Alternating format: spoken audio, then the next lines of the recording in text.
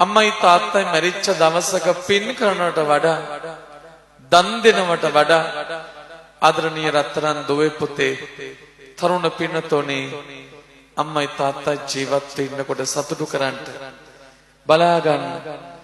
කන්න බොන්න අඳින්න පළඳින්න බෙහෙතේ දීලා ඒ අහිංසක රත්තරන් අම්මා අප්පච්චිට රැකවරණය දෙන්න.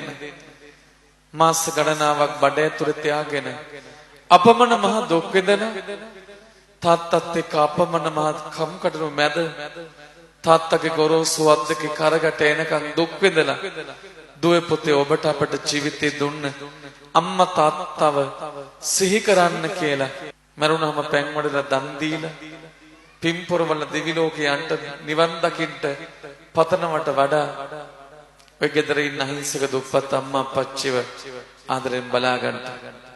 ආදරෙන් රැක ගන්න. අම්මේ තාත්තේ කියලා කතා කරන්න අපිට හෙට බැරි වෙයි.